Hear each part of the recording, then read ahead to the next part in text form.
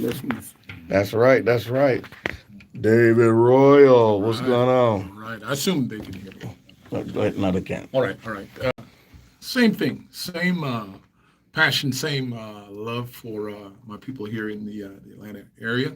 Shabbat Shalom Lachem. This is David Royal, little David Royal, originally from Palestine, Texas, but I've been residing in the Bay Area since 1997.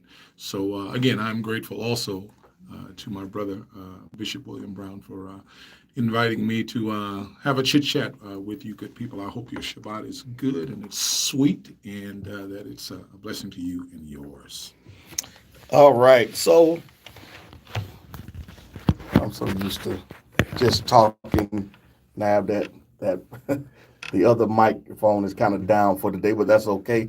We're going to still get it in and make it work. You know, we always got to make it work, right? So, and I want you guys to be, just loose and, whatever conversation that we have, feel free if you want to chime in and bounce off of each other. Yeah. You don't have to be all uptight and wait your turn. You can say, hey, I'm going to chime in. So today we want to talk about some biblical things. I guess we can get into that type of conversation. We'll talk about a couple of things of that, and then we'll kind of get into Rabbi Kokeb's journey and your journey as well. Just talk about where you come from, your upbringing, and all that great stuff. So we're dealing with a generation of people that especially we all keep Torah, we keep the Shabbat and things like that. What is the concept, the mindset? I want you guys to kind of elaborate a little bit on this mindset that the 10 commandments, right?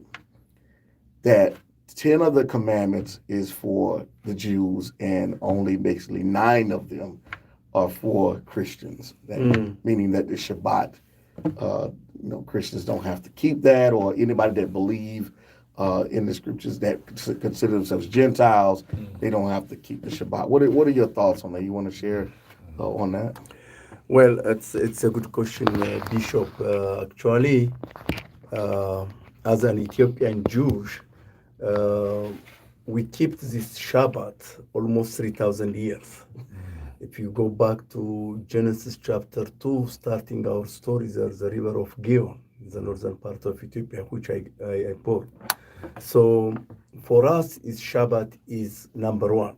When our forefathers grow up and keep the Torah, not only the Shabbat, actually when they start to make Aliyah in the 80s, 1980s, and when they landed into Israel, they confused because Israel is really another worldly country instead of keeping the Torah. So they were really regret to come to the land because they feel that they dragged out from the Torah, from the holy biblical principles. So I think my brothers and sisters as African Americans or as an Africans, they should know that the remnant, the Shabbat is given to us, not only for a certain people, but it is given for all of us as a Jews to keep the Torah and also to keep the feasts of the Lord. And that's what I would like to encourage them to study the Bible and also to search their heritage instead of listening the false information which is given by other people, which they are not belongs to our story. So that's I would like to encourage people to focus on that. Yeah, and I agree wholeheartedly. So another thing that's key and that's very important, and you can't go without being stated. The man Yeshua, also known as Jesus, did not come and start a brand new religion.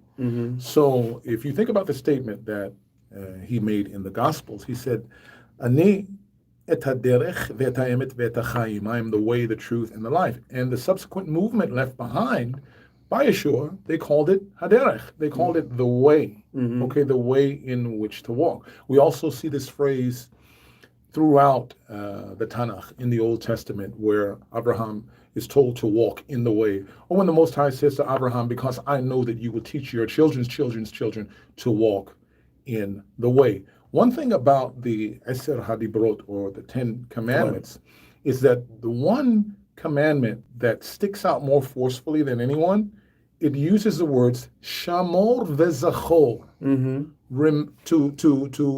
to guard and keep, defend, but also to remember, right? Right. So it is for all mankind.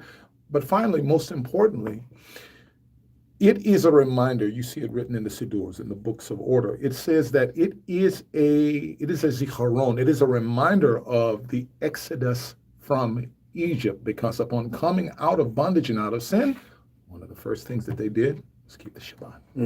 Wow. Yeah. Definitely, if you want to definitely call in, and if you have a question, it doesn't have to really be based upon the lines of what we're discussing here right now. But if you want to call in and ask a question to my guest, 404-355-8699. That is 404-355-8699. So I guess with that being said, is Christianity the white man religion? Did the white man make that? This was a question that kind of came up in the conversation today. You know, is Christianity that we know? Let me rephrase that, because I know we have some people maybe get offended because what I said. Is Christianity what we see today in the West? Is it the same as Christianity during the time of Yeshua or after? So you can go into it. Yeah. Okay. So yeah, I'll take the first swipe at that. So okay, another thing we have to keep in mind also is we deal in a world laden down with semantics. Okay, you know, Christianity, Christendom, on and on and on. We know that again, that movement that was left over, the people will call them Meshichim, meaning Messianics. Okay, they observed Torah, they walked in the way. Okay, but in contrast to the greater Torah-keeping world, they believed in the little boy born in Bethlehem and who lived in Nazareth as the Messiah. So Christianity had its start apart, to be honest. It had its start apart from the movement that Yeshua left behind. Okay, because when all of the ethnics died out, they were all Judeans, first and foremost. When the ethnics died out, somebody else took over. Then you have the rise of the quote-unquote popes and the whole systems, and then you have the councils and the X, Y, and Z. So functionally speaking, they are two technically separate movements with the same core. So now today we have a more European-based, European-driven Christianity. He who has the gold makes the rules. So the images appear as those who have the power to do the translating, and on and on and on. At its core, it is not the European man's religion. It was taken, it was repackaged, mixed and matched, and it became something a little bit different, but the core is still solid. Yeshua the Messiah, selfless sacrifice of giving his life for the propitiations of the sins of mankind. Through that act and through that act alone, we have salvation, but we walk in the way, all right, as a byproduct of our salvation. Commandments, being obedient is the fruit. Actually, it's very good explanation what you gave us, Moreh David. You know, let me take you back to Ethiopian history. In the 18th century, there is a French Jewish, his name is Yosef Chalabi. He came to Africa, Ethiopia, to search the Jews, if there is any Jewish in Ethiopia. So they took him to Gondar, northern part of Ethiopia. There is a name is Walaka village. That's the Jews. They're more reside there, and then they have their own worship. And then someone came to the case, the priest. They told him, oh, there is a white guy, and he's looking the Jewish here, and he want to meet you. And the priest says that, no, haram. No, we are not allowed any foreigners to come here. We know that we are the only Jewish all over the world remain. So we are not allowed foreigners, even white guy, to come to our synagogue. He tried to convince them. He said no. They said no, Asur. So they've never seen a white Jewish person? Never in their life. They always think that they are the only Jewish on the face of the earth. Wow. And their color and everything is really Middle Eastern color is also. The guy, he pushed, never. So he returned back. Without any Jews to meet. Then after 2-3 months, he returned back to Ethiopia with menorah and Star of David and some Torah written in Hebrew. And then he told them, look, this is your brother in another countries because of when the Beit HaMikdash, when the temple is destroyed, the Jews are scattered all over the world. So here is the people, the same worship you like you, and they worship the God of Abraham, Isaac, and Jacob. So we are your brother. Then that's why they reluctantly, they welcoming him to the synagogue, and then they start to talk about their story. So why I'm telling you this, if you read the Bible in Genesis, not even Acts chapter 8, the Brit Hadasha, the first time the Ethiopian eunuch received Yeshua as the Messiah, even before the disciples scattered to the Europe. So that it shows you, even the Holy Spirit, the angel of the Lord, snatched up Philip and then pushed him to meet the Ethiopian eunuch. And the Ethiopian eunuch was with the chariot. He was reading Isaiah 53. He was reading about the suffering Messiah. So the first time in history, after the disciples, Ethiopian Jews, the African ones, the one who accept Christianity or the Messianic movement. So that's why you should know that's important to teach our people, our children, about our story. If you go back to the Judaism, also you go to Numbers chapter 12, Moses, he married the Cushite, the Ethiopian woman. That's why all story is really related to the Ethiopian or the African Jews, not necessarily the European. That's what I would like to encourage the people to search that. You know what? It's funny because I couldn't help but think about, okay, at that point, and I've heard the story before, not in as much detail, but I've heard the story before. Just the fact that no one had ever seen a white person who was claiming to be Jewish, how foreign that concept could be. No, absolutely not. So with the struggle of the Hebrew Israelite community and those who know that they are the people, isn't it just strange? What type of a world would it be if only we had to bring a menorah and a scroll and a Star of David? And they say, oh, welcome, come on in. The roles is script. The script has flipped, basically, and it's turned in the other direction. All right. Got any questions, biblical questions or anything? Yes, because I was growing up a Christian, so I just want to kind of pick the Shabbat. I want to kind of like misinterpret anything, so I just want to kind of know like what is the similarities in the Christian and then the religion y'all represent. Similarities. So I guess what I would attempt to pull from your question would be, what would be the main thing that we have in common? Yeah, because I can't hear because like I'll have a headphone. Oh, okay. Okay. So with the Israelite community, I mean, there's quite a few terms we could throw around. Israelite community, Hebrew Israelite community, Torah pursuant, Torah observing believers, followers of the way, X, Y, and Z. What we do have primarily in common with the entity that modern Christianity has become is the only thing that matters. And ultimately, this is Yeshua, also known as Jesus. This is the Messiah. Because again, people like us catch the false accusation that we somehow believe that doing things can bring about salvation. Okay, we catch that false thing. No matter how loud we shout it from the mountaintops, that we know that it's through the blood of the Messiah and the Messiah alone, okay, that perfect work, that we have attained salvation. No matter how much we scream it out and shout it out from the mountaintops, no one really hears us. They don't really hear us.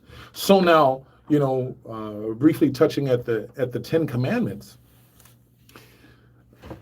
it was articulated earlier that the 9 somehow in Christian theology, that the 9 somehow apply, but keeping the Sabbath does not.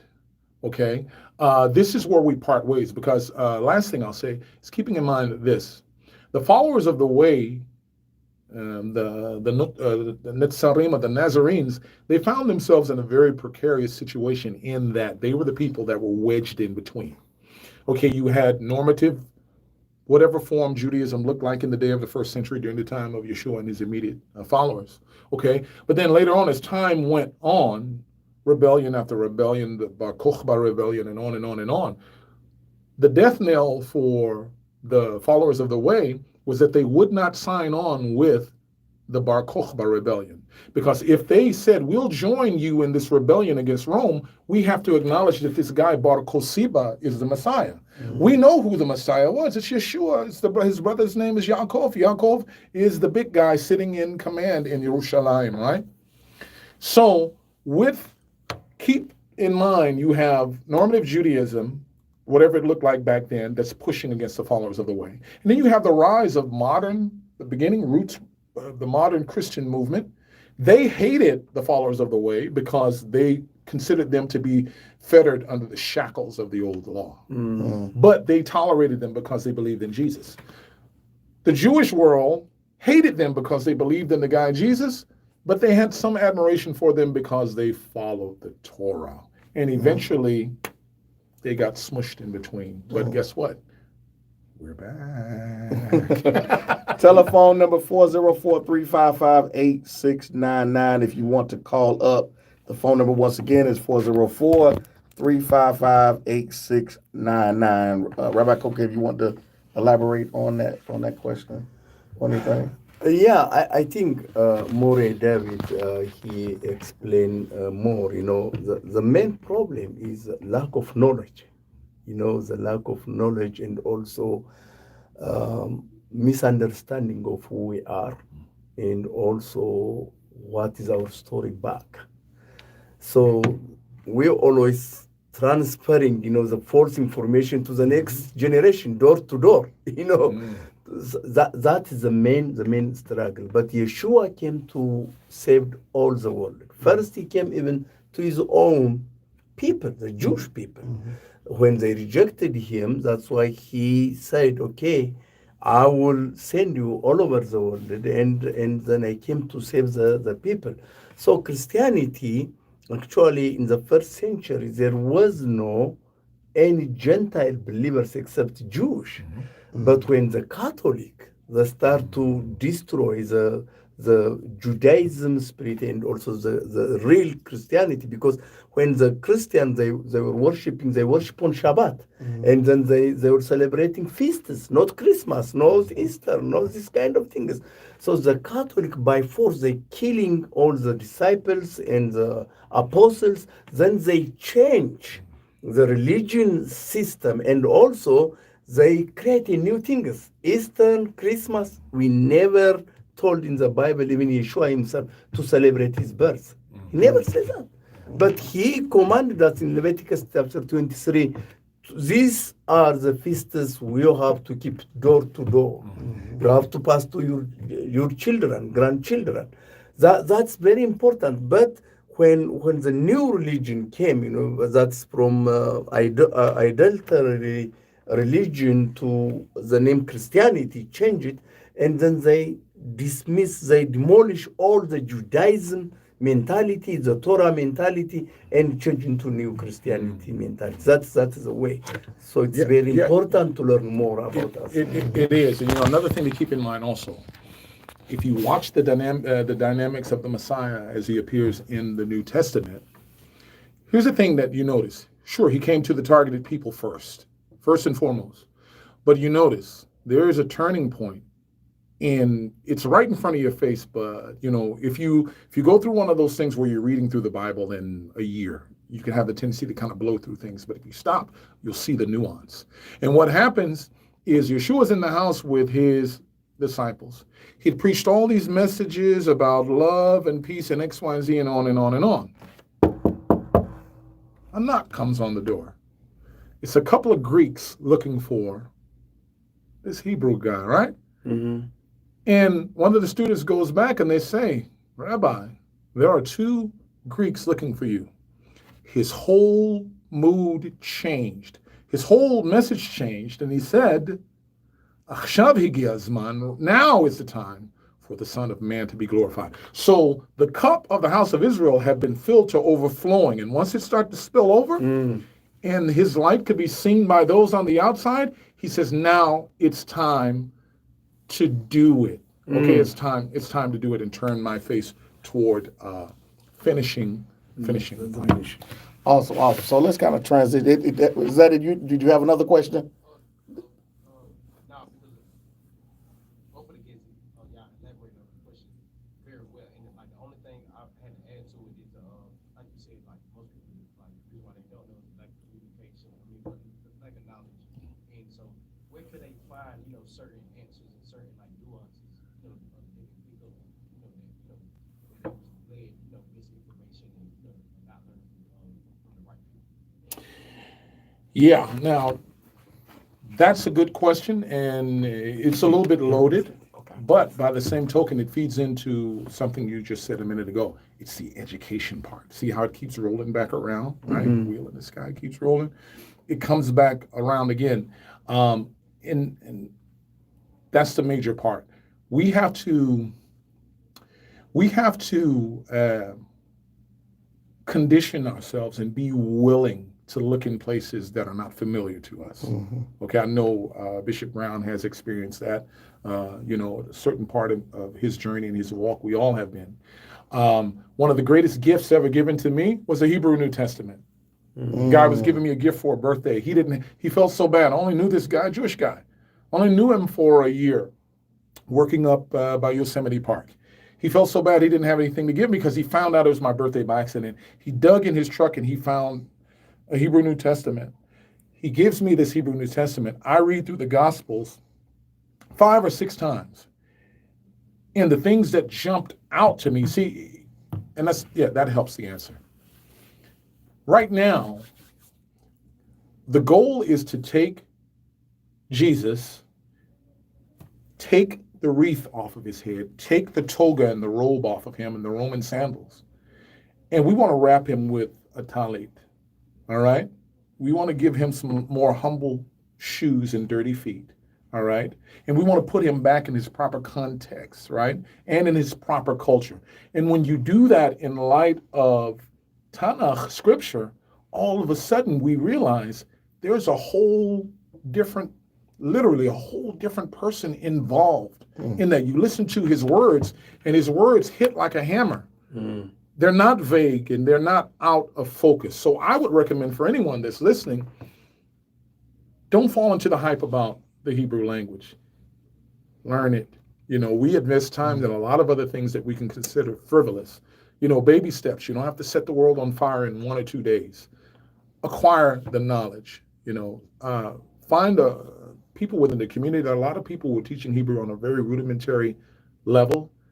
Get the knowledge, and once you get a taste of seeing the real Yeshua, the real Nazarene, no one will have to motivate you anymore to go after it. You will dig for yourself. Man, that's awesome. So let's kind of transition a little bit. I want to transition into talk about. I want to kind of get into Rabbi Kokeb's journey, and then get into your journey. We have about 25 minutes, and so I want to kind of get into that. So Rabbi Kokeb, talk about your journey. I know you've written a book about it, and I want you to share the information of how they can get your book about it, but I want you to just kind of elaborate about just the journey that's in the book, everything that you've gone through just about. Thank you, Bishop William. It is a great privilege for me to tell my story. It is God's story, actually, because when I think how I pass all this journey, really, I couldn't be by myself except God. And I grew up in northern part of Ethiopia, the Jewish area. My father was a Levite. He was a priest. He was a priest. And my mom died when I was 5 in the very remote area, and no electricity, no running water, a very humble hut in which we were lived. And then, my father, when my mother died, has two choices as a priest. According to the Torah, if he remarried, he have to give up his priesthood. He will not allowed to enter into the Holy of Holies. Wow. Or if you want to keep his priesthood in order to serve the Lord into the Holy of Holies, he have to be a monk, not anymore to remarry. So my dad, when my mom died, he was around 40. So he's young. Wow. But he decided not to remarry and keep his priesthood. That's important for him. Wow.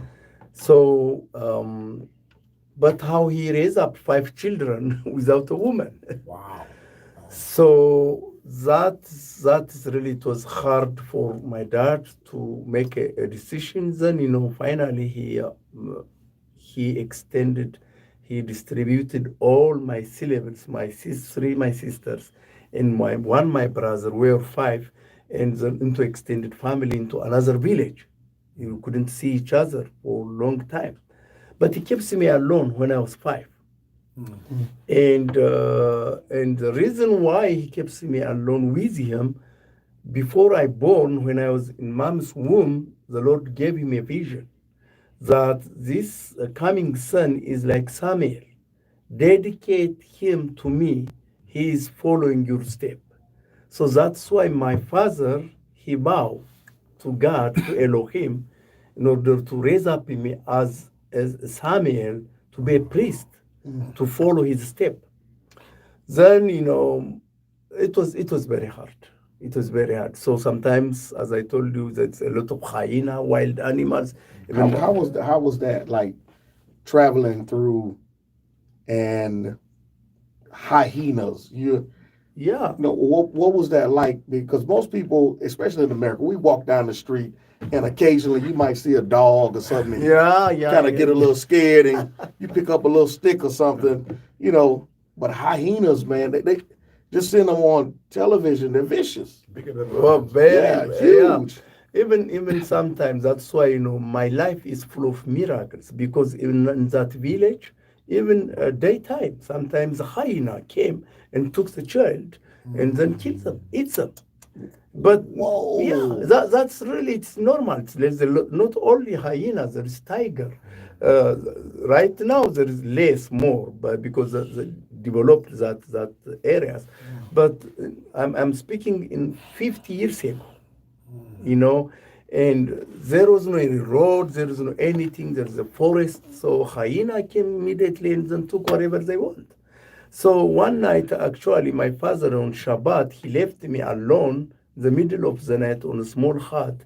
And then, he went to pray. And then suddenly, I didn't remember when my father left me. I was sleeping.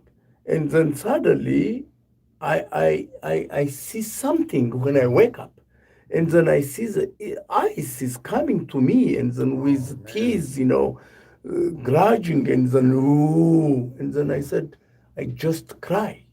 I just shout.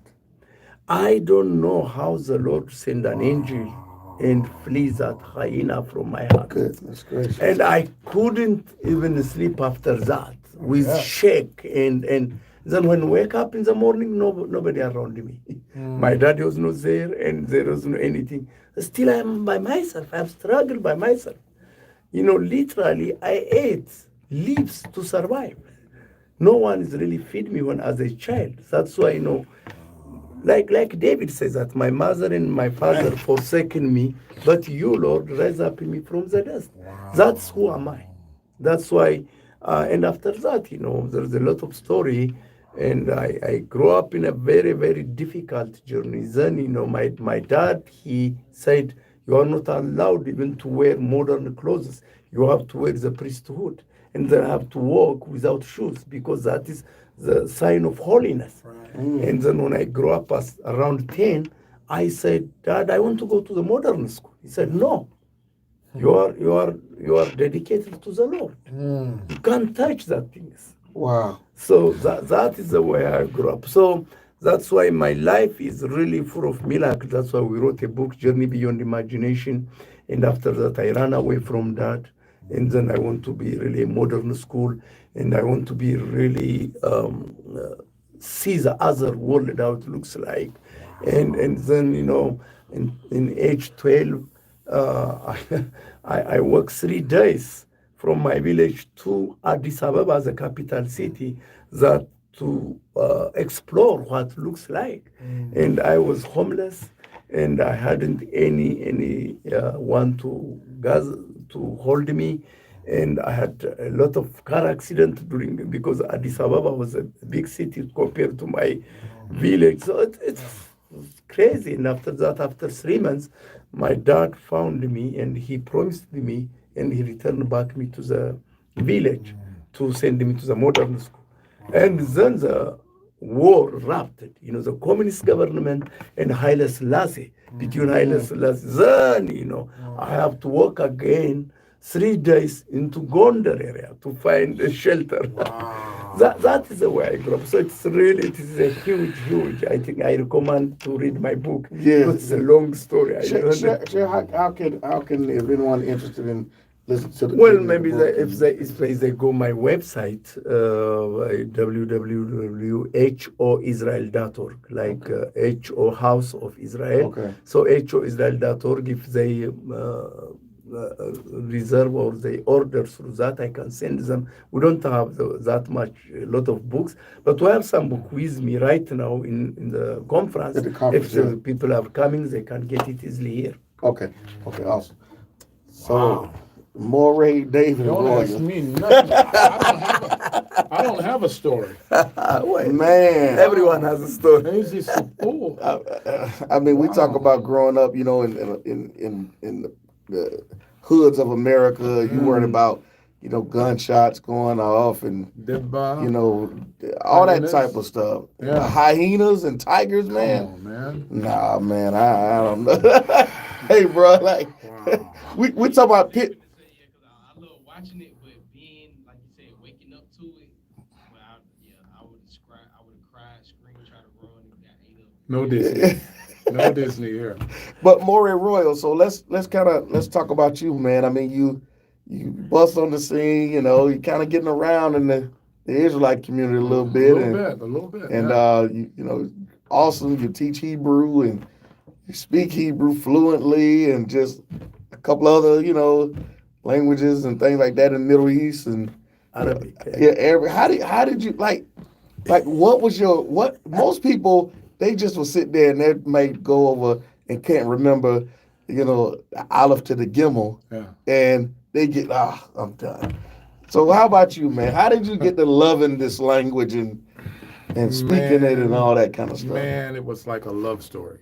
It's like a love story, right? Ivrit, the Hebrew language, Ivrit, it's a feminine word, nekivah. And she followed me. She followed me everywhere I went. There are expressions. One I used with Rabbi Kokeb earlier when he asked me a question. And, there's a Hebrew expression that says, if you don't want to answer a question, you say, Sod chamus, kmo chamor alasus. He's saying it's a deep secret. You see, you won't get it. But it's a deep Well, explain to him. It's a deep secret. It's like a donkey riding on a horse. Now, see, that would just throw the Westerner completely off. All right, because you have an image that people might not connect, an image with the Messiah, the coming conquering Messiah, associated with, riding valiantly on top of a horse, but the Chomer, the donkey represents substance and material things. He's conquered and overcome the substance and the material things, and he's riding through triumphantly.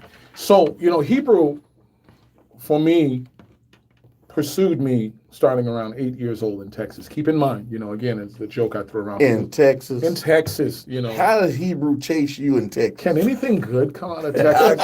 Right? So Big stick. exactly. Palestine, Texas is where I'm from. Equidistant between Houston and Dallas. If you still don't know where it is, big pieces of the space shuttle unfortunately fell there. And Adrian Peterson, a football player, is from Palestine, Texas. Okay. But it pursued me and it followed me starting at 8 years old with an ankle injury, being stuck in my grandmother's house. House full of women, about to lose my mind. They're all watching General Hospital, One Life to Live, and all these things.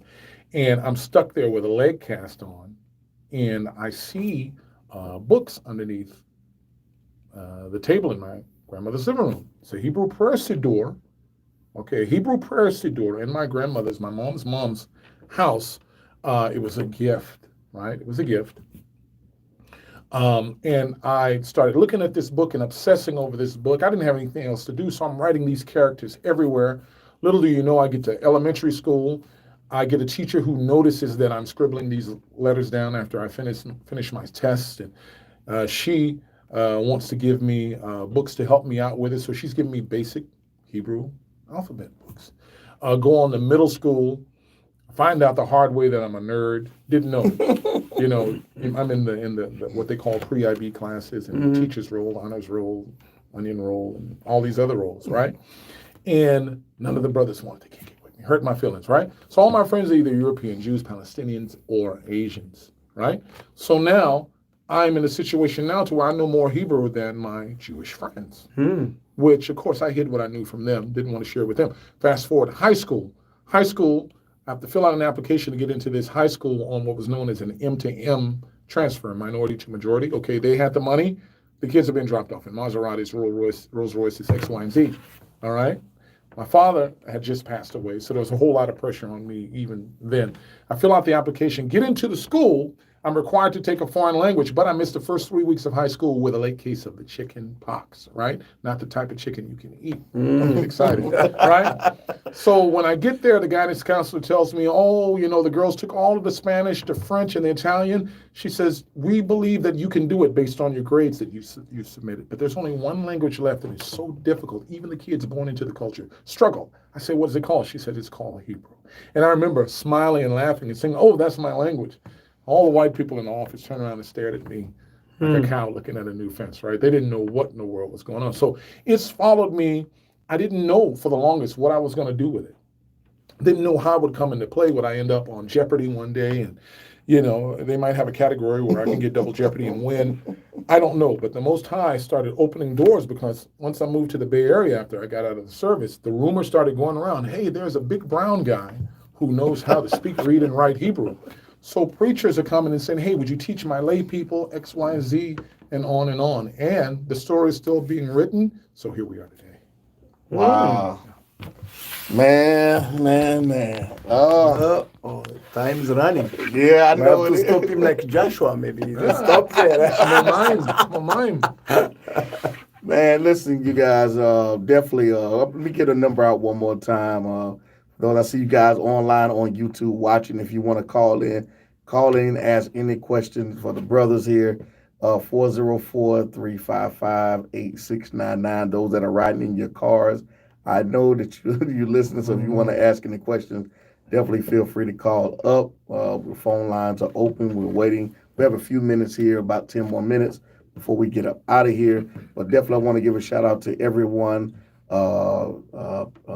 Pastor Moreh Haroon, shout out to the B.O.O.M family, shout out to Apostle Sebastian Holly, shout out to all the brothers that came in from Denver, Colorado, the conference.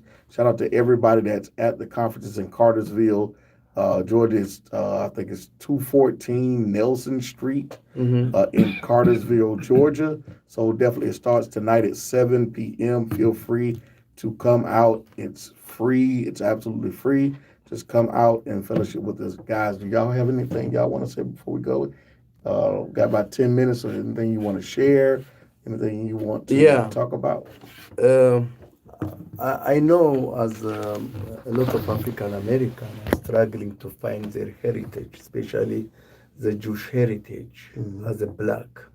because it has been rejected by many people, even they are not allowed even to worship in synagogue as a black. So I would like to recommend them to give them some resource to study about their life. So there is one book especially I really recommend it, Beyond the River of Ethiopia, a biblical heritage of God's people for the black Jews. And Manasseh Otabil, he wrote it, Manasseh Otabil. So again, Beyond the River of Ethiopia, that's really very good resource to start with, and also read the Bible. And besides that, before I go, I would like to bless the people with the Hebrew, with Aaronic Benedict. Yes. That's very important. In Number chapter 6, verse 24, when Elohim Amar Moshe, when he told to Moses to bless his people, as a priest, Aaron have to bless them with Aaronic Benedict. That is really a key for success, because God himself says that, put this blessing upon my people, then I will follow that blessing and I'll prosper with health, prosper with knowledge and wisdom. So that's important. So I would like to, when you finished, maybe I will. Yeah, we'll let you close that. Yeah. Close out with that. But, yeah.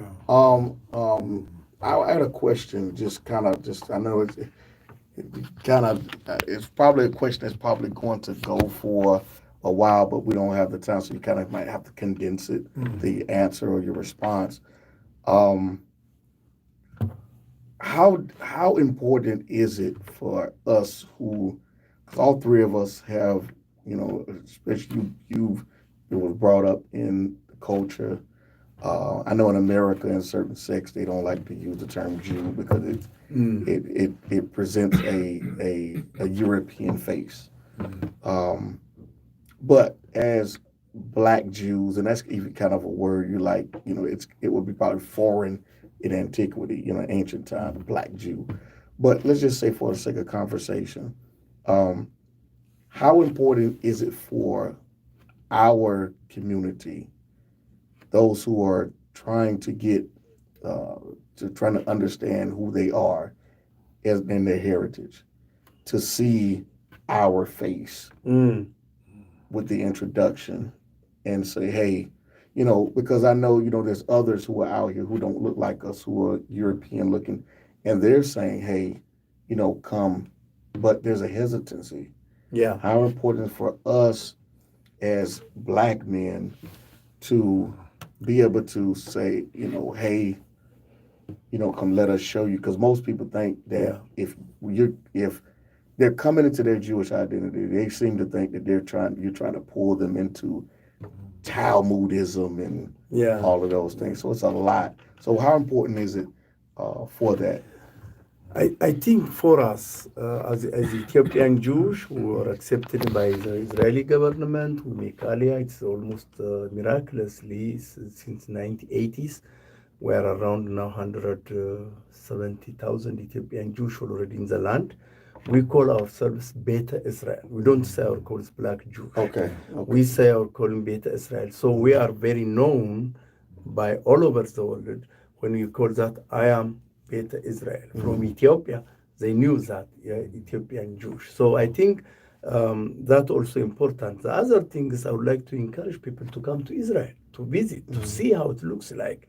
I think we are the source for the heritage for African American, because we are there already. We are accepted, we are citizens, we have a worship place, we have home. So I think when they come there, they learn more, and then they have a good connection with the people. That's Awesome. what I'm Awesome. Well, what's your thoughts? Yeah, really briefly, it brings about that same thought and the concept that I mentioned the other day, tchushat hashayachut, a sense of belonging, a sense of belonging. Opening your heart and your mind to things can be risky, inherently. It comes with a risk, it comes with a cost. But this one is worth it. Sure, we want to have our own fingerprint. We want to have our own stamp.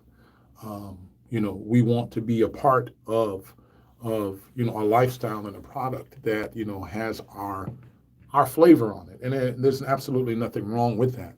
I think you handled the question very well. I would only admonish this with all love and all respect to everyone. Think about it along the terms of a sports analogy. Don't come out shooting three-pointers. You need to hit a couple of layups to get things going first, right? Those couple of layups for our community is going to be two things. It's going to be Shabbat, first and foremost, right? You know the saying, Oti le'ol me'ad beno uveni. It's a sign, he says, between me and between you forever, the Shabbat and keeping it. Shabbat, to honor it, right? And then, of course, what we put into our bodies. Okay, those two things, they're so foundational that once you solidify on those things, it's not going to be enough for you. Yeah.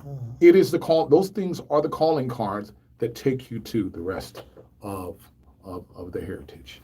Hallelujah. So we have about 3 minutes, and we're going to let Rabbi Kokeb bless us out. And here you go, Rabbi. Okay.